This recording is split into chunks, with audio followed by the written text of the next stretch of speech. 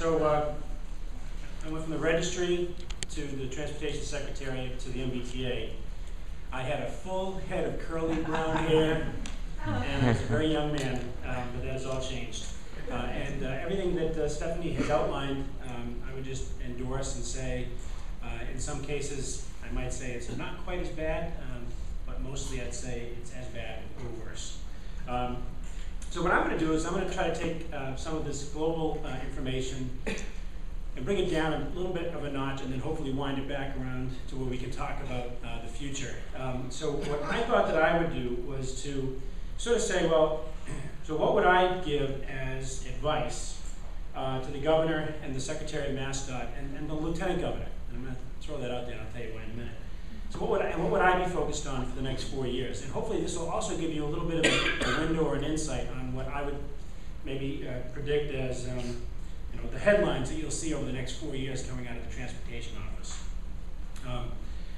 Now, I'm not usually nervous when I speak in front of anyone, and I'm pretty comfortable, but I do have to say, one of my former bosses is here, and I want to give a shout out. Grace Shepard, who was a former MBTA board member, as well as a longtime treasurer of the Metropolitan Area Planning Commission, is here.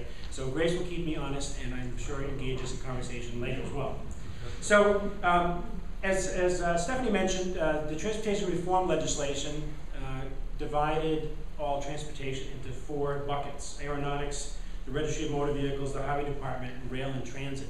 So what I thought I would do is first just sort of run through what the next 4 years holds, and maybe the magnitude of what those issues are, and the type of thing that, again, if I'm the secretary girding my loins for the future, or if I'm the governor worrying about, well, what might be the bad headline, or where are the opportunities for me to, cut a ribbon to do something good, what might those look like? So aeronautics is sort of the most digestible one. Keep an eye on Worcester Airport. It's been moved in this transportation reform to the auspices of Logan Airport and Massport Authority. I say keep an eye on it. No other reason than it's sort of limped along for a long time. I think people would like to see something happen, and as I mentioned, the Lieutenant Governor is from Worcester, and there's going to continue to be a real focus on trying to add Worcester along with TF Green and airport, Manchester Airport as one of the real regional airports. Massport is a big entity, and there's a lot happening at Massport over the next several years. I don't know how long Tom Kinton will want to stay at Massport. He's the current executive director. He is a longtime Massport person, very knowledgeable, very well regarded within the industry. If I were talking to the secretary and the governor, I'd be thinking of succession planning. It's going to be big shoes to fill when he leaves. His predecessor, Craig Coy, who was in charge, had the benefit of Tom Kinton next to him to help him through a lot of what was facing Massport, both the Logan Airport and the Port Authority. So I'll be looking at that. Also, right now, the chairman is in a holdover. The chairman of the Massport board is in holdover, meaning he could be replaced at any time. And there are 2 vacant seats.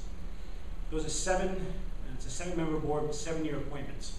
So in this next year, the governor will actually take control, if you will, of Massport. So this is going to be something that he needs to think about, because the Port of Boston and Logan Airport now becomes owned by him.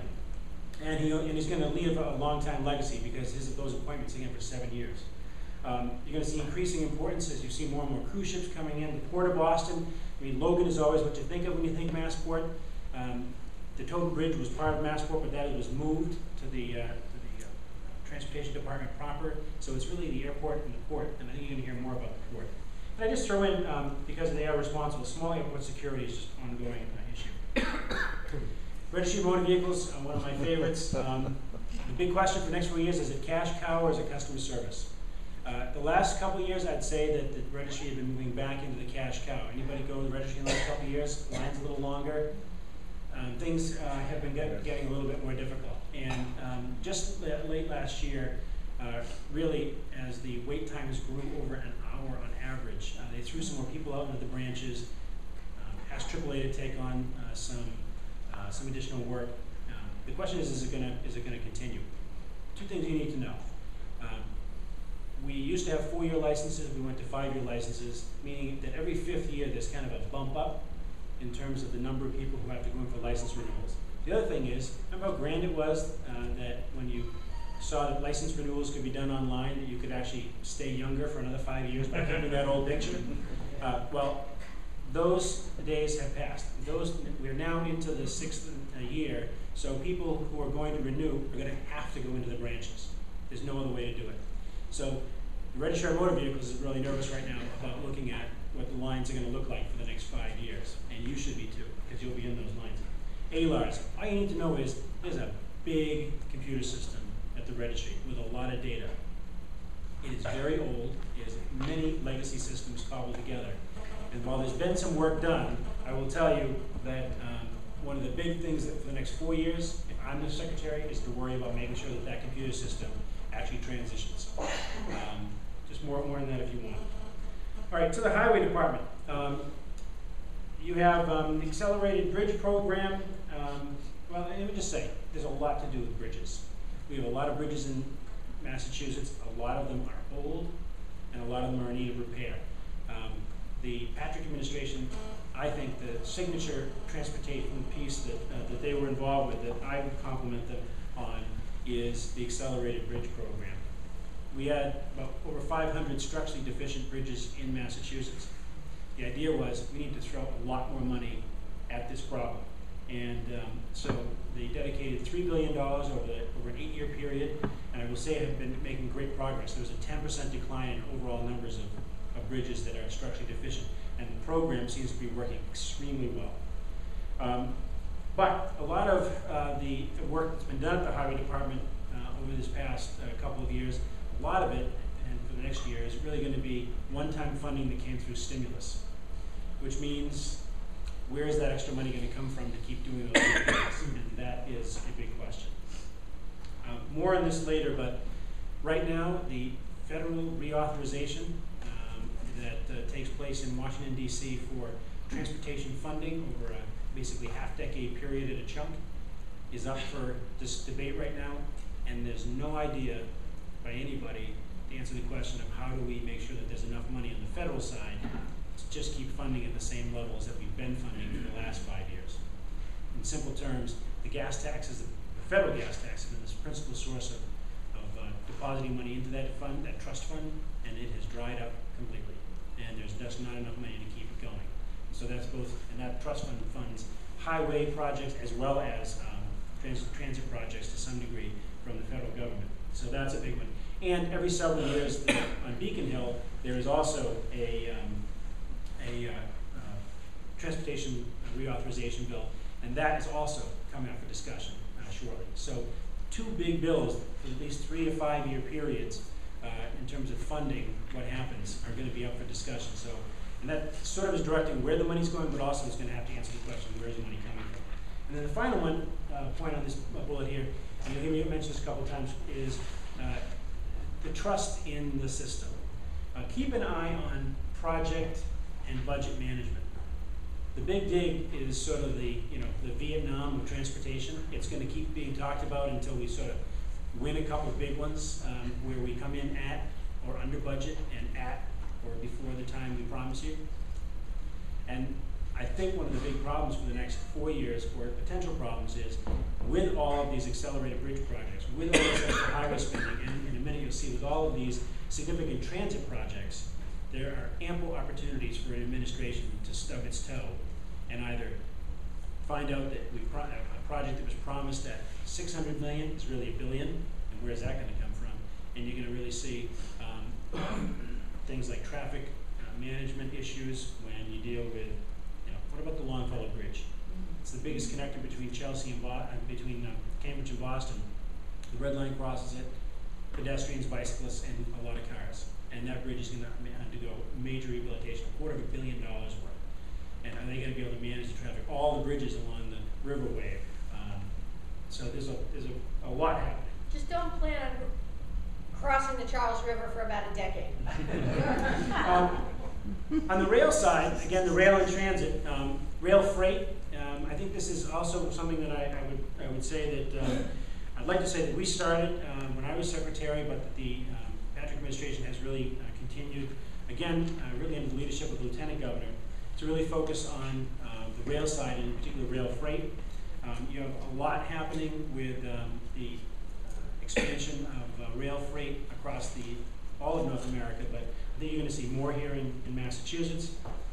Many of you may know that there were recent purchases from CSX of some rights of way to make way for things like the South Coast Rail and the Grand Junction in the area of Boston. But CSX will eventually be moving, I don't know, within the next 4 years, but substantial planning will have to take place to move their main Beacon Yards facility somewhere in central Massachusetts. There's a lot of bridge work that's been promised as a part of that. It's going to raise bridges or lower track beds to allow for double stacking from somewhere in central Mass to the rest of the country, about $77 million worth, but probably more.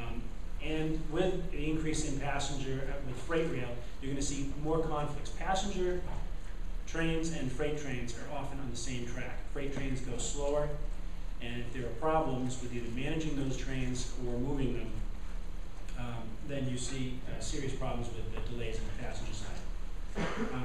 Lots happening. I'm not going to spend a lot of time on this, but lots happening on high-speed rail, commuter rail, and Amtrak around the entire region. If you're the Secretary of Transportation for Massachusetts, you're going to be dealing with the governors of all the New England states pretty intensely.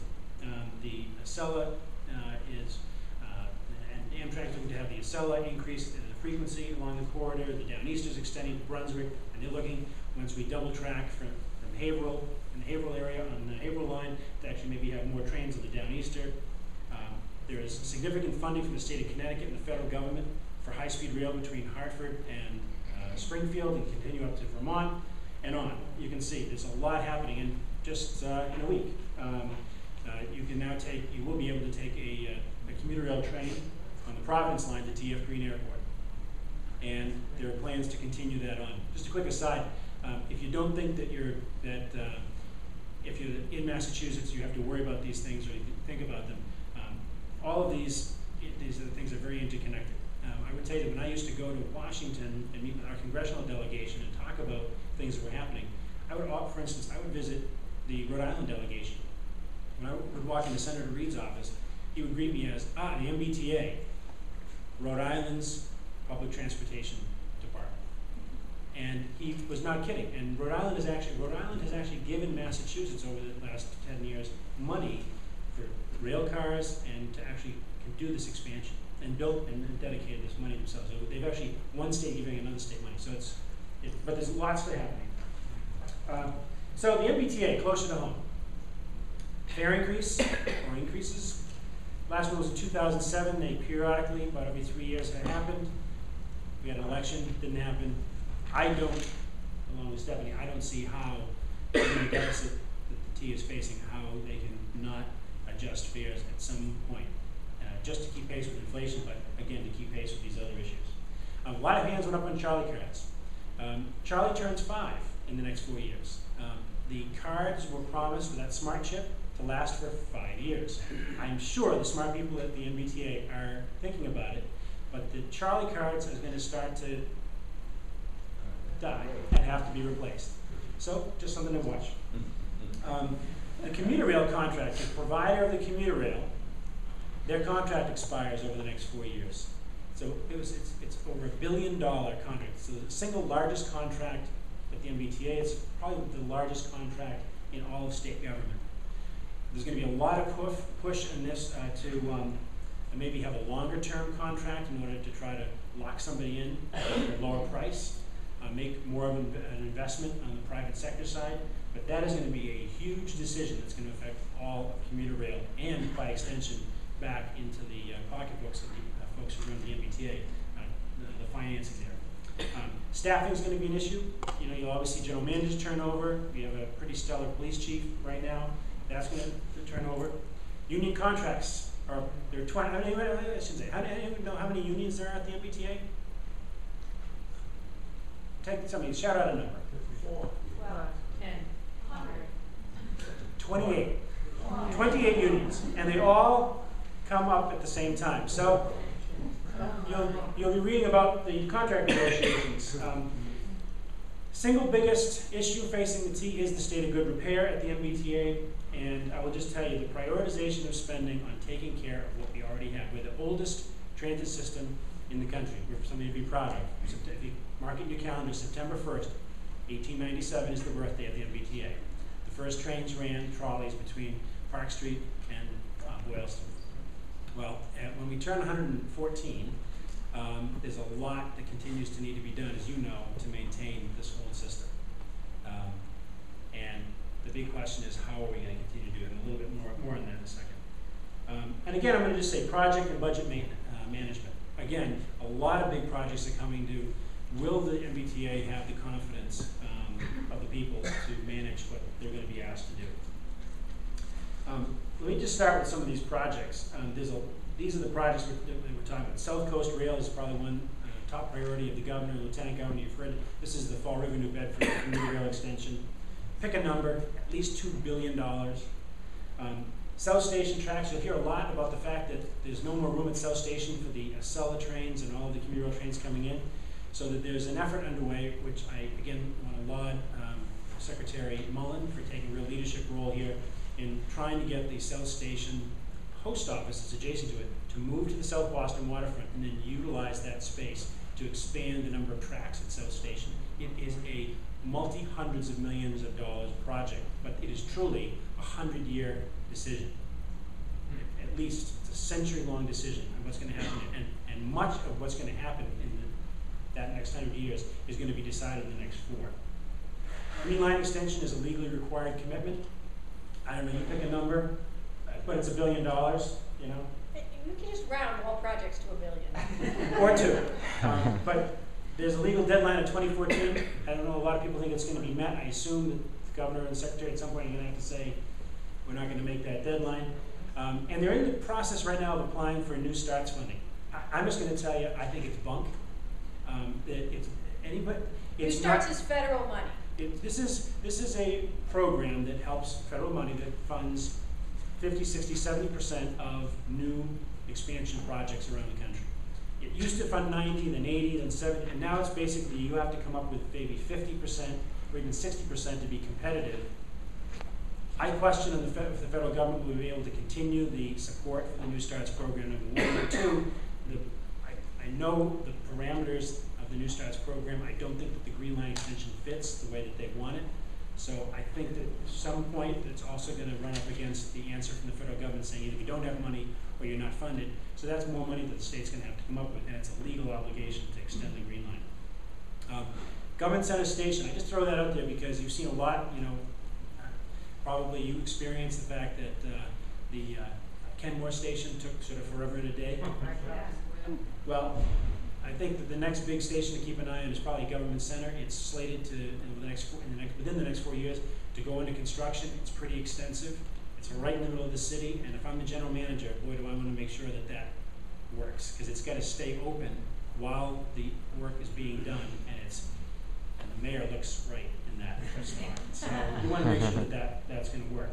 Fairmont Line, and then my last point on this slide I just want to say is what the state of good repair we've talked a lot about, and that's, again, it's sort of fixing what you got. And there is a certain amount, it's a theoretical number, and this is maybe something where I'm just going to say I think that Stephanie's number is way too low. The number 470 million is the amount that was estimated a number of years ago to be spent every year at a minimum to keep the state of repair of the system where it is today, to not let it slide into deferred maintenance further than it already is. Deferred maintenance number, if you keep in notes, $3+ billion. It's more than $3 billion.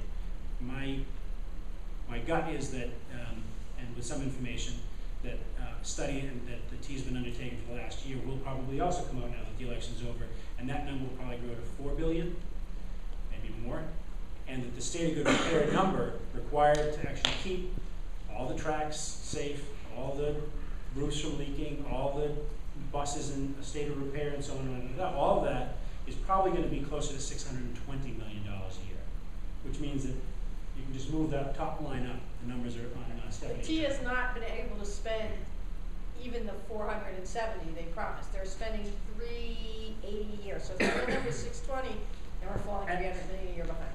And I will show you that in a second. So the answer really to the question that I pose is expansion versus preservation of the system. And this is one where Stephanie and I have wrestled. I say fix it first. She hears fix it only. I say fix it first, and if you come up with a plan to come up with enough money to fix the leaky roof and the old boiler in the basement before you talk about putting an extension on the house, I'm happy to talk to you about, but I got rattly windows, I got a boiler that's about to blow, I got a hot water heater that gets the water about tap. There's a lot that needs to get done, and so I think you need to make sure that the 1.2 to 1.3 million people who ride the T, you who ride the T every day, we need to give you first priority and make sure that it's safe, efficient, reliable, and on time. And that only happens if we keep the state of affairs where it needs to be. And then we talk about regional equity, getting Fall River, New Bedford, or other, what they would like to have and what we'd like to give them. But as a policy matter, I will put a stake in the ground and say what I said when I was secretary and what I said when I was general manager is I do not want my name on a bronze plaque on something new. Just polish up one of the old ones, or preferably polish up a bunch of the old ones and clean up the stations, which we will be trying to do and are continuing to do. But that has to be the top priority. And I will say, at least the administration has put this out here. In a letter to the outgoing Secretary of Environmental Affairs, Secretary Mullen said, we're going to pull the plug on the Urban Ring project. It's a massive expansion project. And the reason given was a high-level examination of safety and capital projects is underway, and a slowing of system expansion and more oversight needs to be done before any new MBTA debt obligations are undertaken. And we need to focus on this. And I hope that those words ring true because they have to maintain the place is safe. What is wrong with these figures?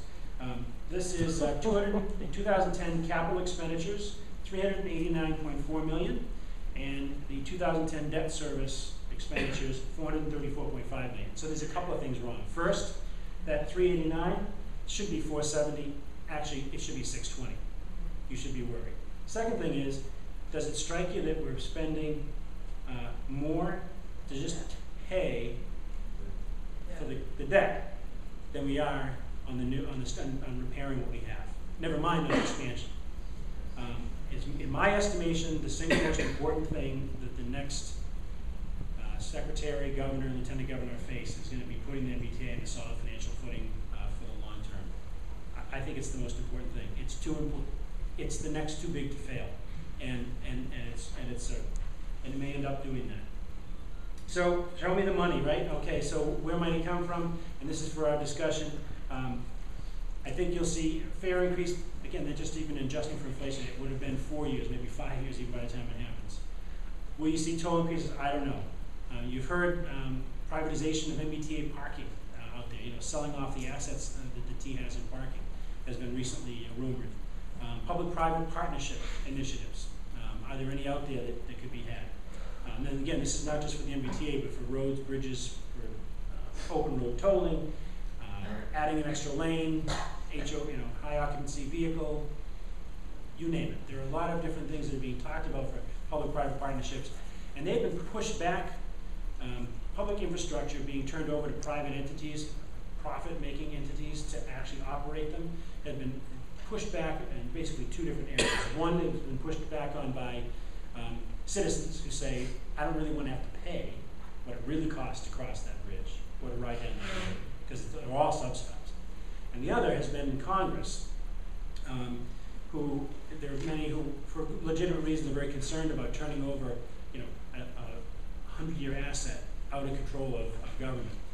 Probably the chief opponent of public-private partnerships, like selling a bridge and having a private company take it over and then charge the toll that's necessary to actually maintain the bridge, was Congressman Oberstar. He just lost his election, and the House of Representatives went Republican. Congressman Micah is the ranking Republican, who will now take over as the chair of transportation in the House, and I know has been open to public-private partnerships. So I think you may see in the next 4 years a renewed look at those kinds of things.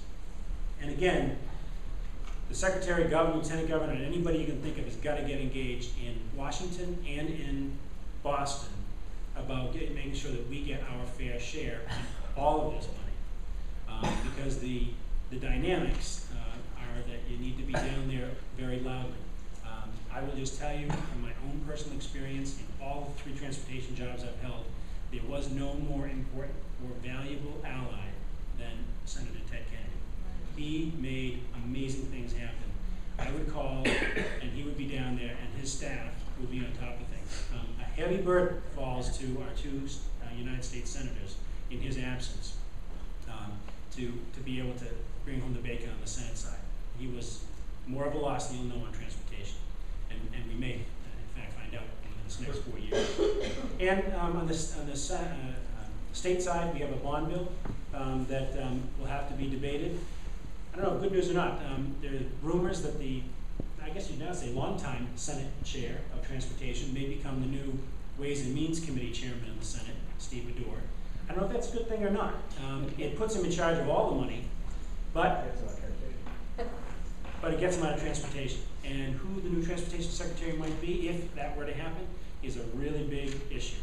Because one of the things that I will also say that has been a benefit to anybody in any of these positions has been that Steve Baddour on the Senate side and Joe Wagner on the House side here in Massachusetts have been there for a long time and know the issues, and their members trust them to make decisions.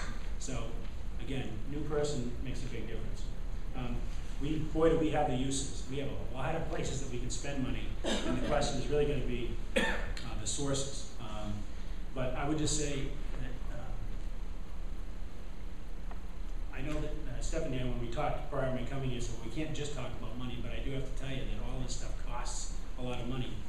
There are investments in not just transportation per se, moving people and goods around, but it's economic development. The right kind of investments is the right things for our environment. If you have an option to take a train or a bus, it is a lot better for the environment.